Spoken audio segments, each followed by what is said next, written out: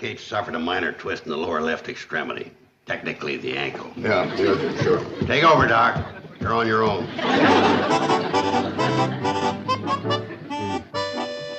Well, Kate, it isn't a break, but it is a real bad sprain.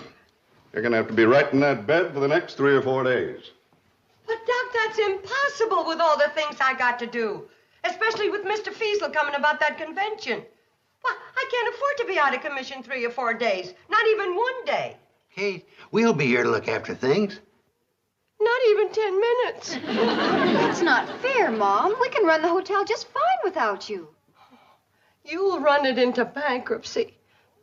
Doc, don't just stand there. Cure me. I'm sorry, Kate, but the only cure for that foot is complete rest. Or the same thing could happen to you that happened to that ornery female over at Ned Crockett's. Yeah, she got back on her feet too soon after a sprained ankle. She'll never wear a shoe on that foot again. You hear that, Mom? Poor Mrs. Crocker. Oh, not Ned's wife, his mule. Look, Doc. Oh, Mrs. Crocker's trouble is gallbladder. Her feet are in pretty good shape, though, considering. Doc, I may not have as many feet as some of your patients, but I gotta get on mine right away, or the Shady Rest Hotel is gonna be in nothing but trouble. Well, I'm sorry, Kate, but you are stuck right there in that bed. Mom, give us a chance. We won't let you down. I promise. Scout's honor. All right, I have no choice.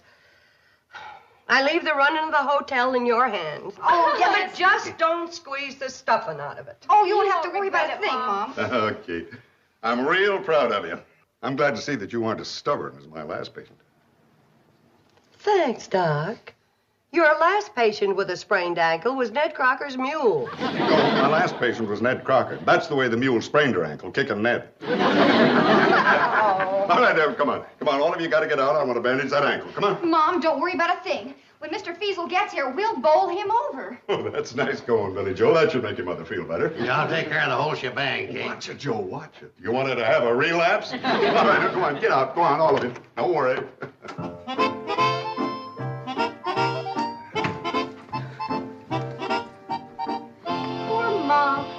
Isn't there something else we can do for her? You bet there is. Just live up to half the promises we made about making money for the hotel. That's no problem. I've been doing it for years. Making money for the hotel? No, living up to half the promises I made about it. From now on, girls, this hotel is going to live dangerously. What do you mean? Well, we'll put in cleaning and valet service, paint the rooms all them fancy colors, and bring in some classy entertainment like I've always wanted. And that's just the beginning. Mom won't like it. Girls, your mother's a fine little well-meaning woman. And I hate to put it this way, but let's be honest. What happened to your mother's foot was a sprain. But to the Shady Rest Hotel, it could be a shot in the arm.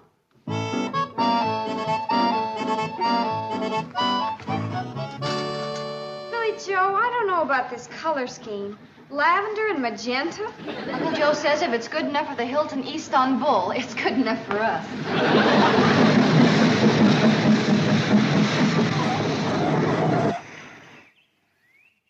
Uncle Joe just got off the cannonball. Good. And he's got a cute-looking fellow with him. Even better. Hey, he's a doll. I wonder who he is. He's not from around here. How can you tell?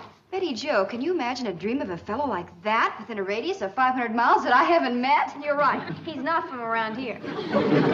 From Smoky, all covered with snow. Howdy, ladies. Allow me to introduce myself. I'm Elgin Harner. known as the Smoky Mountain Songbird, and I'm mighty pleased to meet y'all. Entertainer? Oh, how exciting! How about that? Entertainer, huh? Where was he entertaining? The Hooterville pool hall? No, as a matter of fact, it was the bowling alley. That's just because you're between engagements, right, Smokey? That's right, Mr. Joe. I was just warming up for my appearance next month at the beautiful new Green Dragon Club in Chicken Run, Tennessee. Uncle Joe, are you planning to tell Mom about this? Well, as a matter of fact, No? I'll admit that's close. But this is Mom's hotel, and she ought to be the one... Now, child, to this hotel, I'm going to be an absolute necessity. Oh, come on. You show me a hotel with a singing guitar player, and I'll show you a hotel that's fighting off conventions with a baseball bat. No kidding? Well, for true, my little black-eyed Susan. A good food and surroundings ain't enough for them convention fellers. They got to have entertainment, and it's up to the hotel they staying at to give it to them. Well, that makes some sense, I guess. Well, thank you, ma'am, for your enthusiastic welcome. I'll accept the job. Huh? Well, I gotta have $50 a week, private suite, and meals served in my room. We'll give you $10 a week, a room in the back, and you'll eat in the kitchen. I'll take it. Wonderful. Congratulations. Thank you. Now, let's get back to work. Mr. Feasel will be here in about 48 hours, and when he gets here, I want him to find this hotel a paradise.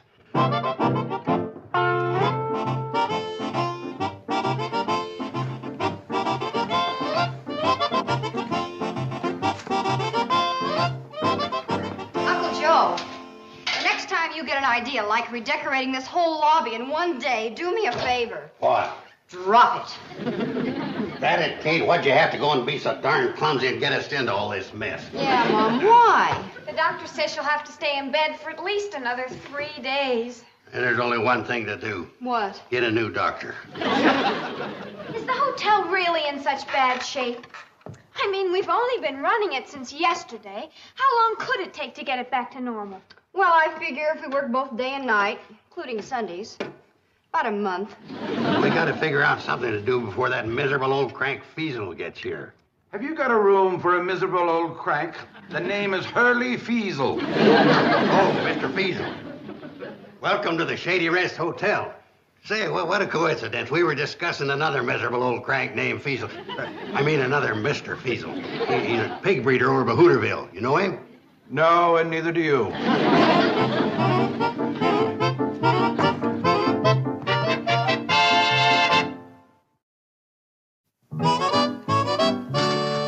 Gee, Mr. Feasel, we didn't expect you until tomorrow, sir. Yes, I know. I always show up before I'm expected. Catches people off guard. It's what I call a sharp business maneuver. It's what I call a sneaky trick. No, she's right. It is a low, sneaky trick. Keep your eye on that child. She shows promise. Now, let me have the key to my room. I want to clean up a bit before I check every last inch of this place for my company's convention. And what I've seen so far is extremely tacky. Well, we aim to please. Room 3, Mr. Feasel, our very best. Oh, no, not that one. That's the one I painted purple in chartreuse. It turned out kind of sickening. No, not 5 either. I aired it out last night and forgot to close the window. I don't think Mr. Feasel would like an owl for a roommate. Well, what's going on? What room do I get? 9? Room 9, Mr. Feasel, the only one we haven't had a chance to ruin. You'll love it. The only thing I'll love right now is a nice, relaxing bath. Well, you'll love our bathtub. It's a corker. It better be. At least we got through that. Sure glad he didn't say he wanted a hot bath. Did I tell you the funny thing that happened this morning while I was fixing the hot water heater?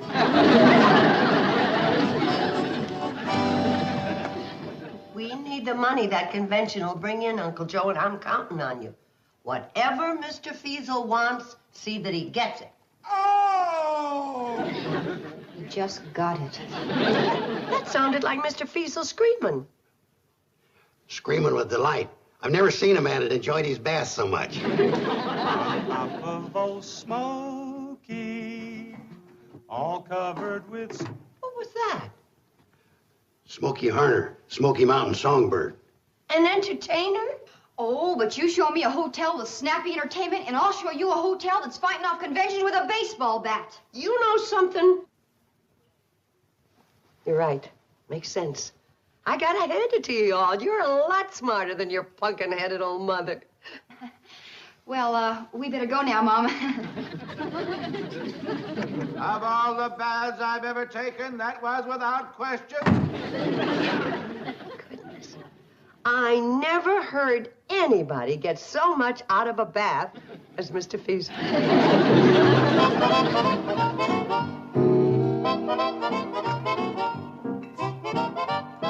Oh, it's for Mr. Feasel. I figured after his ice-cold bath, he'd be in the mood for some piping hot tea. Yeah, poor fella. From top to toe, absolutely the bluest man I ever saw. By the way, where is the old human icicle? Lady Jo is out and back showing him our picnic area. It might be a good place to hold the meetings, if we get the convention. And boy, have I got my fingers crossed. Ah, relax, honey. It's a cinch. I'll admit we got started on the wrong foot to begin with, but with you girls charming him, me outbraining him, and our secret weapon, the Smoky Mountain Songbird, entertaining him, he's a sitting duck. Duck? Did I hear somebody say duck? Oh, way I like mine's roasted with plenty of yams and grits. Now listen, Smokey. Well, now, this'll tide me over till the duck's ready. Get away from that. We hired you to entertain Mr. Feasel, and so far all you've done is eat. Yeah, you've been here one night and 11 meals. Well, I'm just trying to build up my strength for my big performance. Here now, how about one of them cookies? Well, the only thing I had since breakfast is lunch. No, not until you've worked for it. You could start right now, because Mr. Feasel's coming. Right now? Right. It better be good to make up for all your eating. Oh, well, I'd dearly love to do it. I would. See, well, I got this sudden pain in my plinking hand. Also, my plunking hand. Ooh-wee, it smarts. They didn't hurt when you reached for the cookies. Oh, man, now, maybe that's how I damaged them. Best I go upstairs and soak them. Smokey, just forget the plunking and plinking and sing. Oh, I can't do it, Mr. Joe. An injured hand always clobbers my voice. Ooh-wee. Ooh. Oh, Mr. Feasel, how did you like the lovely grounds of the lovely Shady Rest Hotel? Lovely, eh? Oh, lovely. Lovely freezing water, lovely confusion at the front desk. In fact, Mr. Carson, everything around here is so lovely that nothing could possibly make it worse. Here, Mr. Feasel, have some cookies. We made them ourselves, and they're typical of the fine food that you get here at the Shady Rest.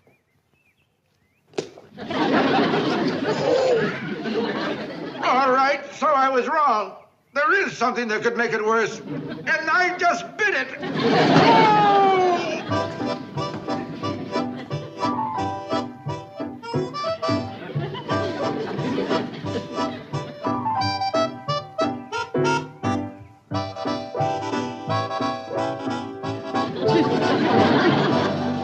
Well, our star of order is finally tucked away for the night. Fresh laundry and all. Fresh laundry? Sure. Right after he almost choked on that overcooked disaster known as dinner. He asked if the laundry and valet service would wash and iron some of his clothes for him in a hurry. They got all wrinkled in his suitcase on the trip down here. You did it quick, didn't you? I promised him half-hour service with no extra charge for starch. You bet I did it quick. His clothes were back in his room in exactly 29 minutes, with plenty of starch that we won't be able to charge him for. I'm happy to report that's the last I've heard from him. Oh! Until now. No, he's not back in that bathtub again. Mr. Feasel! Mr. Feasel, what's wrong?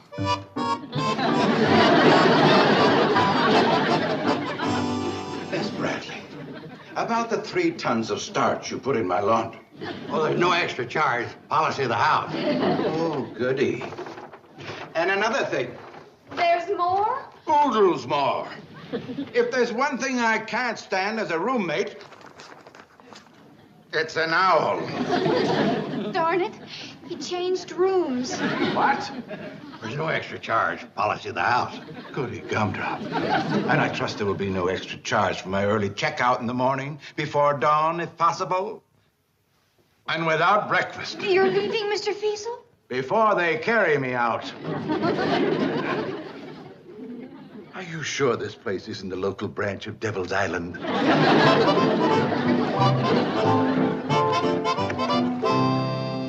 Oh, hi, folks. Had to make a call over at Ned Crocker's. His mule's better, but his wife's got the miseries now. Thought I'd walk over and look in on Kate. Oh, Dr. Roan, you've got to get Mom back in shape. Doc, what's new in the world of miracle cures? If Mom fixed him one of her special breakfasts in the morning, maybe she could get Mr. Feasel to still change his mind. I have no idea what you're all blabbing about, but I can tell you one thing. I am not going to let my patient back on her feet until she is completely cured. I told you there is no shortcut, you know. Well, she's practically perfect by now, Doc. This morning, her groaning sounded much healthier. Yeah, she's perfect. Yeah, well, I'll take a look at it.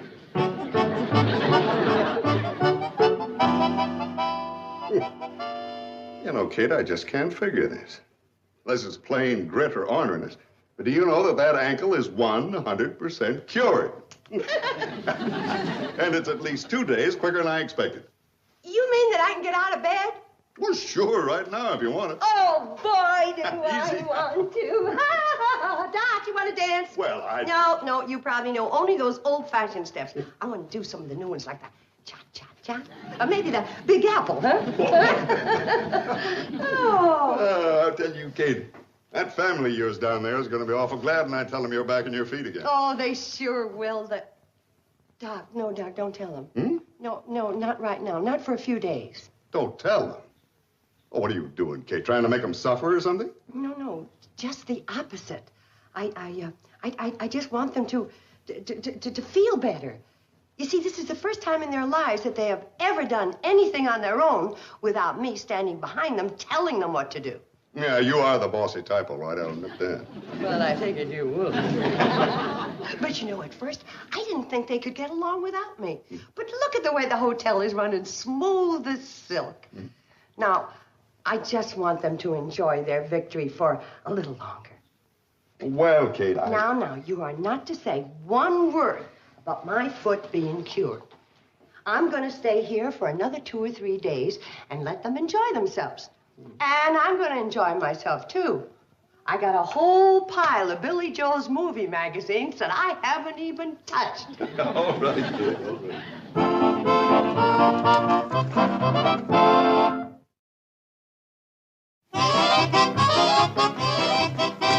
Well, good night, everyone. Good night, Doctor. Thanks, Doc. I guess.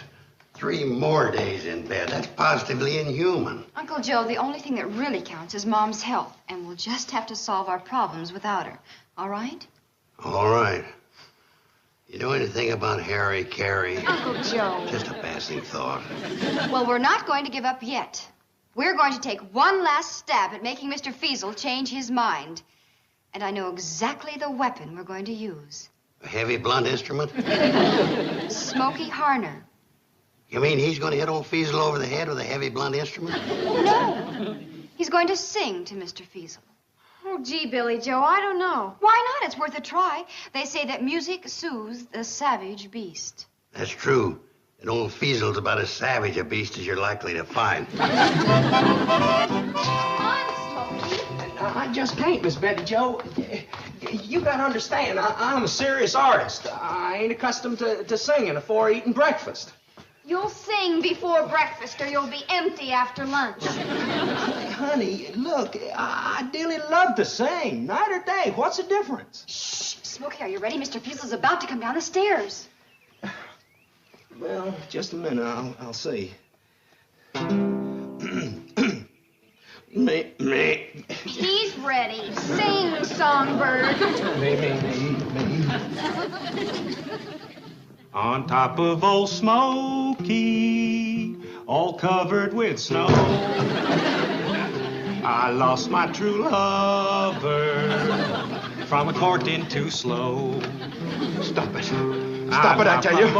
But Mr. Weasel, say. The name is Mr. Feasel, sir. I mean, Mr. Measle. The name is Mr. Weasel, and stop playing that song. But There are a lot of songs I hate, but that is the one I hate the best.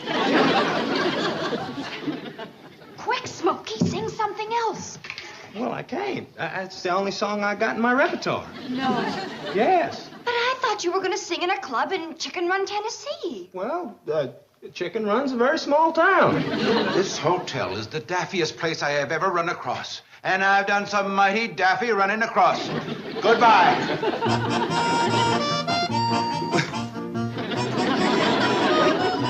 Oh, now, Look, ladies, I can explain everything. Honest, I can. On top of bowl smoke.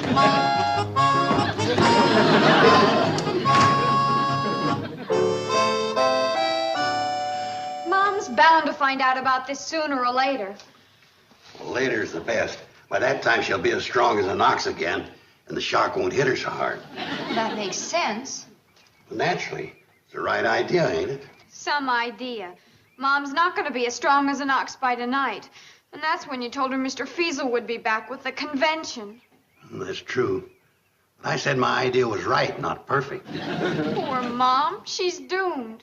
The shock's liable to keep her in bed for weeks. Wait a minute. There is a way to keep her from finding out the truth for a couple of days until she gets her strength back. Now, listen carefully.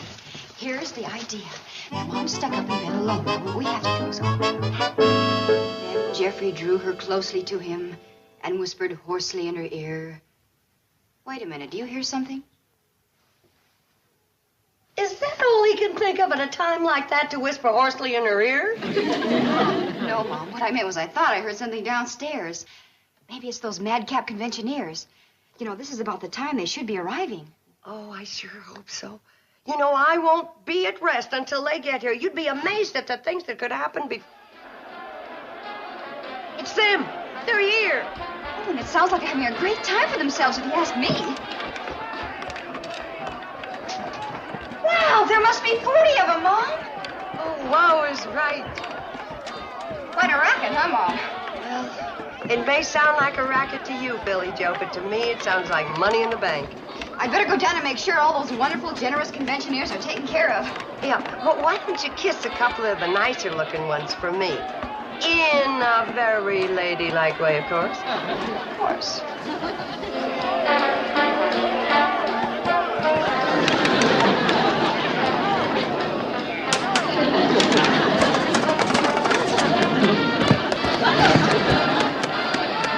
She fell for it, huh? Like a ton of hotel owners. Billy Joe, you're a genius. Well, I wouldn't say that, but I'm glad you did. Now that in a few minutes we'll quiet down and I'll go upstairs and I'll tell Mom the conventioneers are outside having their meeting about the business. Their...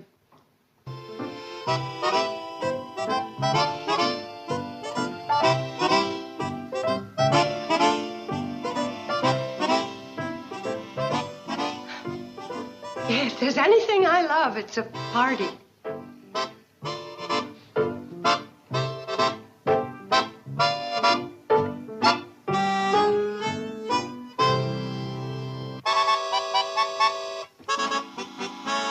Well, hello, folks. Mr. Feasel, we thought we'd never see you again. Oh, Mr. Feasel, I'm Kate Bradley. How do you do? Won't you sit down? Thank you. Betty Jo, get a plate and a napkin, some silver. Now, I decided to hold a convention here after all.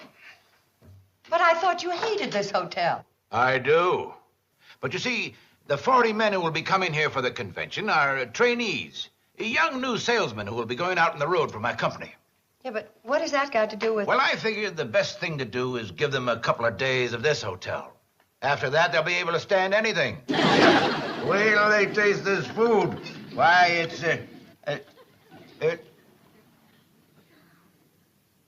Good heavens, it's delicious.